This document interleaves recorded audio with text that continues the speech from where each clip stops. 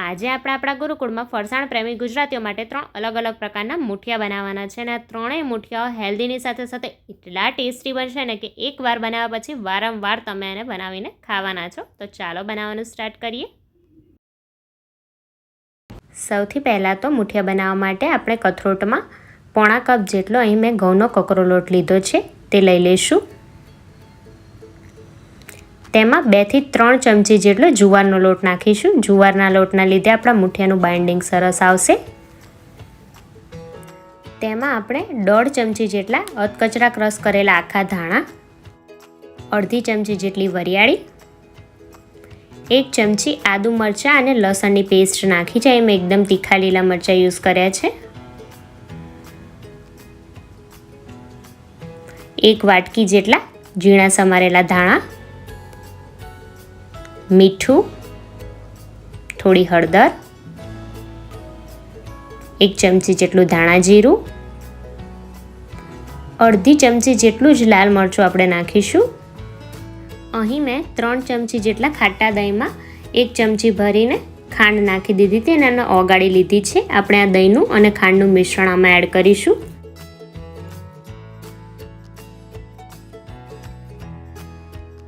તેમાં 2 ચમચી જેટલું તેલ અને મેં અહીં 1 ચમચી જેટલી ઘરની મલાઈ નાખી છે. મલાઈના લીધે આપણા મુઠિયા એકદમ સોફ્ટ બનશે. થોડી હિંગ અને હવે આપણે નાખીશું આપણું સિક્રેટ ઇન્ગ્રેડિયન્ટ્સ, જેના લીધે આપણા મુઠિયા બહુ જ સરસ બનશે. અહીં મેં એમાં 3 ચમચી જેટલો સોજી નાખ્યો છે. સોજીના લીધે આપણા મુઠિયાનું ટેક્સચર બહુ જ સરસ આવશે અને દૂધીમાંથી પણ જે થોડું ઘણું પાણી છૂટશે ને એ પણ સોજી શોષી લેશે, એટલે આપણો લોટ બિલકુલ પણ ઢીલો નહીં થાય. અહીં આપણું ડ્રાય મિશ્રણ રેડી થઈ ગયું છે. હવે આપણે દૂધીમાં જે પ્રોસેસ કરવાની છે ને એ જોઈ લઈએ. એના માટે મેં આ રીતનું જે ચોપેન ચણ આવે છે ને એ લીધું છે અને અહીં મેં 200 થી 250 ગ્રામ જેટલી દૂધી લીધી છે અને આપણે ચોપેન ચણમાં ચર્ન કરી લેવાની છે. અહીં આવી રીતે આપણે ચર્ન કરશું ને તો આપણા દૂધીમાંથી બહુ જ ઓછું પાણી છૂટશે અને આપણો લોટ બિલકુલ પણ ઢીલો નહીં થાય. જો આ જ ક્વોન્ટિટીમાં આપણે દૂધી જો છીણીને નાખશું ને લોટમાં તો એટલું બધું પાણી એમાંથી છૂટશે કે આપણો લોટ એકદમ ઢીલો થઈ જશે અને પછી સરસ રીતે મુઠિયા નહીં વળાય. જો અહીં આપણી દૂધી એકદમ ઝીણી ઝીણી થઈ ગઈ છે. હવે આપણે આપણી આ દૂધીને લોટમાં ઉમેરી દઈશું. અહીં જે તમારી પાસે ચોપર ના હોય ને તો તમે આને ચીલી કટરમાં પણ કરી શકો છો. પહેલાં તો આપણે લોટને મિક્સ કરી લઈશું.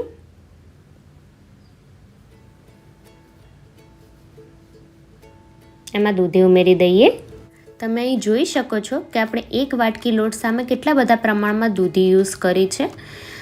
જો આ જ પ્રમાણથી તમે છીણીને દૂધી નાખત ને તો આપણો લોટ એકદમ ઢીલો થઈ જાત ને કે તમે મુઠિયા વાળી જ ના શકત. અને પછી આપણે શું કરીએ, એને બેલેન્સ કરવા માટે લોટ વધારે ઉમેરીએ, જેથી લોટનું પ્રમાણ દૂધી કરતાં વધી જાય ને એટલે આપણા મુઠિયા કઠણ થઈ જતા હોય છે અને સ્વાદમાં પણ એટલા સરસ નથી લાગતા.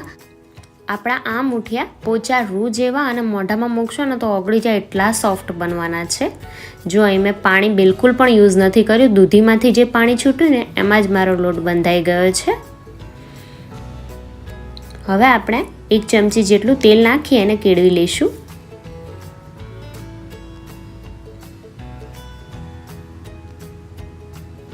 જો આ રીતે કાણાવાળી ડીશને મેં ગ્રીસ કરી લીધી છે.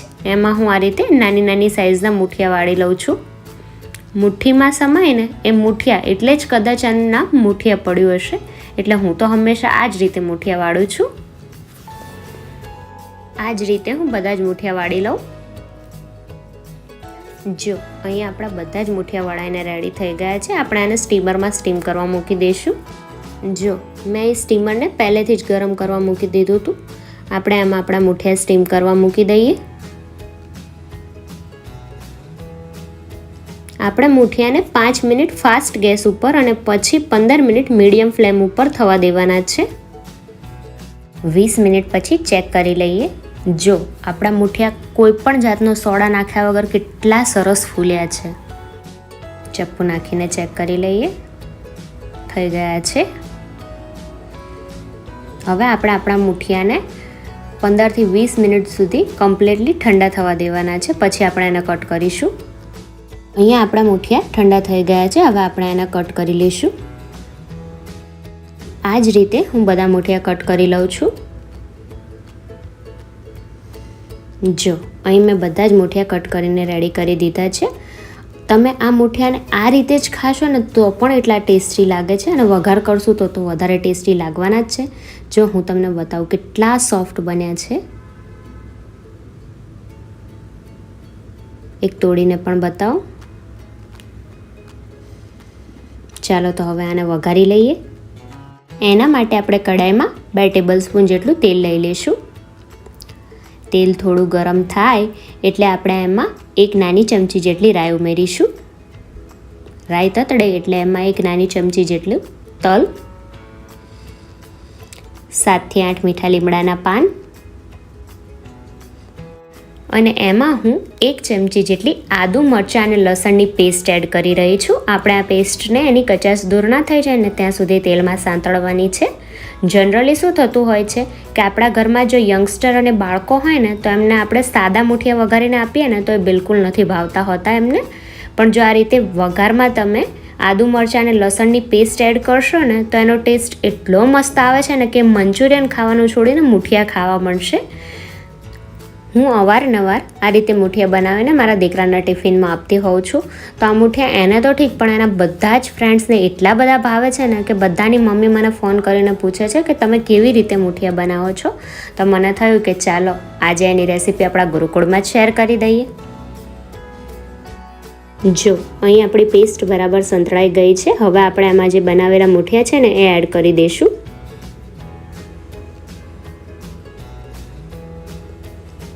હવે આપણે મુઠિયાને ચમચાથી મિક્સ નથી કરવાના, પણ આ રીતે ઉછાળીને મિક્સ કરવાના છે, કારણ કે આપણા મુઠિયા બહુ જ સોફ્ટ છે અને આપણે ચમચાથી વધારે એને હલાવશું ને તો મુઠિયા તૂટી જતા હોય છે. પહેલાંના ટાઈમમાં આ રીતે એ લોકો ઉછાળેલા મુઠિયા બનાવતા, પણ એમાં એ લોકો મુઠિયાને બાફે નહીં, ડાયરેક્ટ લોટ બાંધી દે અને પછી મુઠિયા વાળીને એક મોટી માટીની હાંડલી હોય એમાં તેલ નાખીને મુઠિયાને આવી રીતે કટ કરીને ઉમેરી દેતા અને પછી એને થોડી વારે આવી રીતે ઉછાળતા, એટલે મુઠિયા બધી જ બાજુથી સરસ ક્રિસ્પી થઈ જતા હતા. હવે જો તમારે આ સ્ટેજ ઉપર થોડા ક્રિસ્પી મુઠિયા ખાવા હોય ને તો આને 2-3 મિનિટ આ રીતે થવા દેવાના અને એને વચ્ચે આપણે ઉછાળતા રહેવાના, એટલે મુઠિયા એકદમ બહારથી સરસ મજાના ક્રિસ્પી અને અંદરથી એકદમ પોચા બનશે. હું આને થોડા ક્રિસ્પી થવા દઉં છું, એટલે આ રીતે વચ્ચે 1-2 વાર હલાવી લઈશ. જો તમને ખુલ્લી કડાઈમાં આ રીતે મિક્સ કરતા ના ફાવતું હોય ને તો તમે ઉપરથી ઢાંકણ ઢાંકી રૂમાલથી પકડી પછી પણ મિક્સ કરી શકો છો. હવે આપણા મુઠિયા રેડી થઈ ગયા છે. હું ઉપરથી થોડા આમથા લીલા ધાણા ભભરાવી દઈશ. તો આપણા મુઠિયા રેડી છે, તો પછી એને સર્વ કરી લઈએ. તો અહીંયા આપણા થોડી અલગ રીતથી દૂધીના મુઠિયા બનીને રેડી થઈ ગયા છે. તો આપણા પહેલી પ્રકારના મુઠિયા તો રેડી છે. હવે આપણે આપણા બીજા પ્રકારના મુઠિયા બનાવી લઈએ.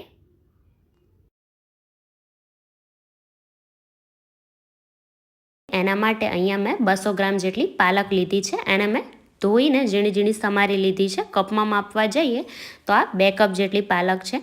એમાં આપણે અડધો કપ જેટલી મેથી નાખવાની છે અને 2 થી 3 ચમચી જેટલા અહીંયા મેં ધાણા લીધા છે એ નાખી દઈશું. 1 ચમચી મોટી ભરીને આપણે આદુ મરચાં અને લસણની પેસ્ટ નાખવાની છે, જેમાં મેં 6 થી 7 કળી જેટલું લસણ, 3 એકદમ તીખા લીલા મરચાં અને 1 ઇંચ જેટલો આદુનો ટુકડો લીધો છે. અહીંયા તીખાશ આપણે લીલા મરચાંની જ લાવવાની છે, તો લીલા મરચાં તમે વધારે ઓછા કરી શકો છો. આપણે લાલ મરચું આમાં બિલકુલ પણ નહીં નાખીએ. 5 ચમચી જેટલી આપણે એમાં હિંગ નાખીશું. 2 ચમચી જેટલી ખાંડ નાખવાની છે, એ પણ તમે તમારી ચોઈસ પ્રમાણે થોડી વધારે ઓછી નાખી શકો છો.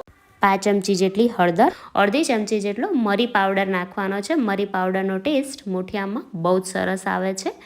સ્વાદ પ્રમાણે મીઠું નાખી દઈશું અને હવે આપણે આ ભાજીને સરસ દબાવીને ચોળી લેવાની છે. આ રીતે મીઠું નાખીને ચોળશો ને એટલે ભાજીમાંથી જે પણ પાણી છૂટવાનું હશે ને છૂટી જશે અને આપણી ભાજી સરસ શ્રિંક થઈ જશે એકદમ. તો આપણે આ જ રીતે આને 1 થી 2 મિનિટ જેટલું ચોળી લેશું. જો તમે જોઈ શકો છો કે જેમ ભાજી ચોળાતી જાય છે એમ એ એકદમ શ્રિંક થઈ ગઈ છે. હવે આપણે એમાં 1/4 કપ જેટલો ઘઉંનો જાડો લોટ નાખવાનો છે, 1/4 કપ જેટલો જુવારનો લોટ અને 2 ચમચી જેટલો એમાં ચણાનો લોટ નાખી દઈશ. એમાં ચપટી જેટલો જ આપણે ખાવાનો સોડા ઉમેરવાનો છે, જેથી આપણા મુઠિયા એકદમ સોફ્ટ બને. અને 1.5 ચમચી જેટલી એમાં હું ઘરની આપણી જે મલાઈ હોય એ અને 1 ટેબલ સ્પૂન જેટલું તેલ નાખી રહી છું. હવે આપણે અહીંયા આ ભાજીમાંથી જે પાણી છૂટ્યું ને એમાંથી જ એનો લોટ બાંધવાનો છે. બિલકુલ પણ પાણી આપણે બહારથી નહીં નાખીએ. અને આપણે લોટ ફક્ત ભાજી બાઇન્ડ થાય ને એટલો જ એડ કર્યો છે. અહીંયા આપણે ભાજીના મુઠિયા બનાવીએ છીએ, એટલે ભાજીનું પ્રમાણ લોટ કરતાં વધારે હોવું જોઈએ. જો ભાજીનું પ્રમાણ લોટ કરતાં વધારે હશે ને તો તમારા મુઠિયા કોઈ દિવસ કઠણ નહીં બને.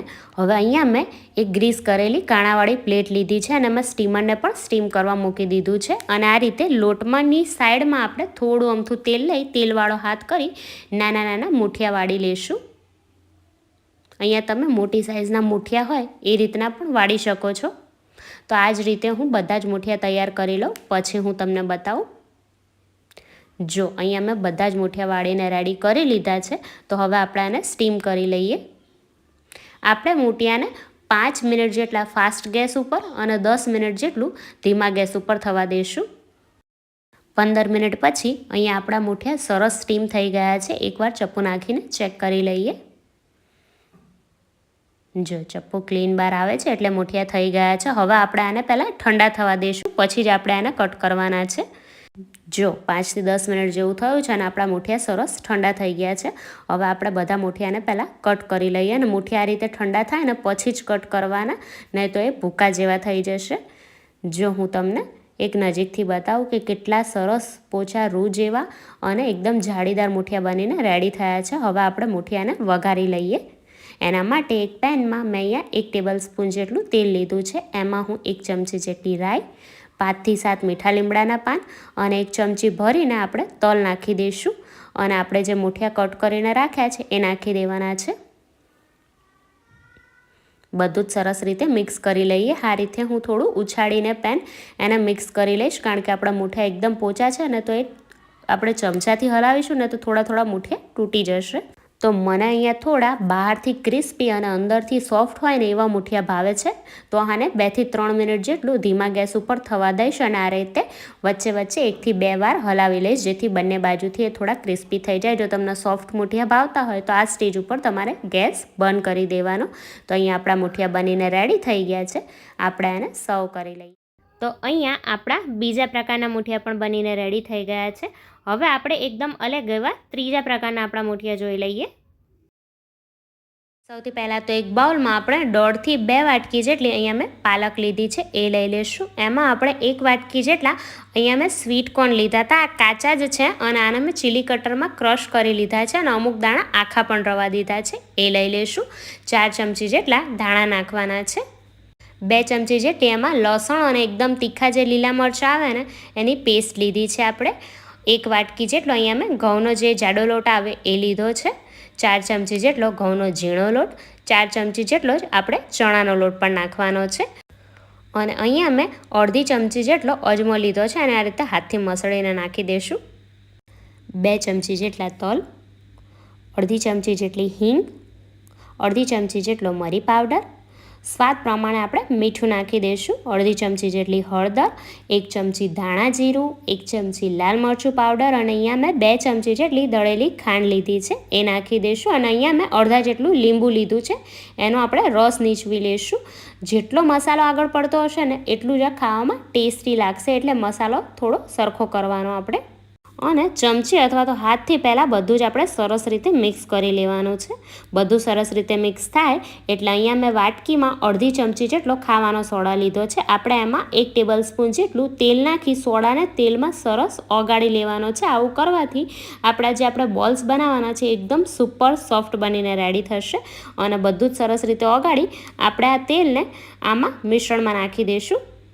અને હવે હાથથી સરસ મસળતા આપણે આના લોટ જેવું બાંધી લેવાનું છે. પ્રોપર લોટ નહીં બંધાય, પણ ખાલી આપણે બધું એકસાથે જોડાઈ જાય એટલું બાંધવાનું છે. અને જો તમને એવું લાગે કે મિશ્રણ હજુ થોડું ડ્રાય છે તો તમે 1 થી 2 ચમચી જેટલું પાણી પણ લઈ શકો છો. પણ અહીંયા જે આપણે અમેરિકન જે મકાઈ આવે છે એ લીધી છે, એમાંથી પણ પાણી છૂટતું હોય છે અને પાલકમાંથી પણ પાણી છૂટે છે, એટલે લગભગ તો પાણીની જરૂર નહીં જ પડે.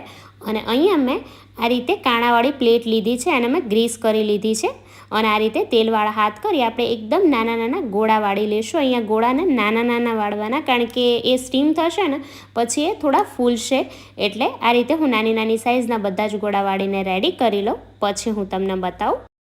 તો અહીંયા મેં બધા જ ગોળા વાળીને રેડી કરી લીધા છે અને મેં સ્ટીમર પહેલેથી જ ગરમ કરવા મૂકી દીધું હતું.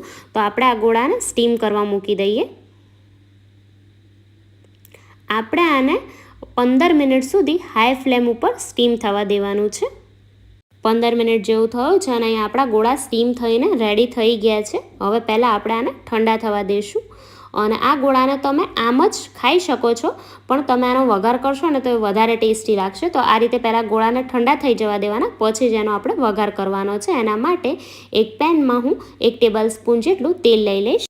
એમાં આપણે 1 ચમચી જેટલી રાઈ, 1 ચમચી જેટલા તલ અને અહીંયા મેં 6 થી 7 મીઠા લીમડાના પાન લીધા છે, એ નાખી દઈશું અને બધું જ પહેલાં તેલમાં સરસ આપણે સાંતળી લેવાનું છે. અને હવે આપણે આપણા તૈયાર કરેલા ગોળા એમાં નાખી દઈશું. આ ગોળા એકદમ સોફ્ટ છે, એટલે અત્યારે હું એને ચમચાથી નથી હલાવી રહી, આ રીતે હું એને ઉછાળીને મિક્સ કરી લઈશ.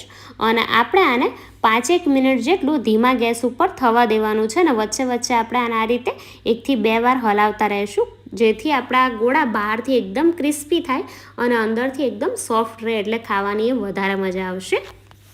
તો અહીંયા આપણા પાલક મકાઈના બોલ્સ બનીને રેડી થઈ ગયા છે. આપણે આને ગરમા ગરમ જ સર્વ કરી લઈએ. આમ તો આ એટલા ટેસ્ટી છે કે આની સાથે કંઈ પણ સર્વ કરવાની જરૂર નથી, છતાં પણ તમે આની સાથે આદુવાળી ચા અથવા તો તમે લીલી ચટણી સાથે એને સર્વ કરશો ને તો એ બહુ જ ટેસ્ટી લાગતા હોય છે.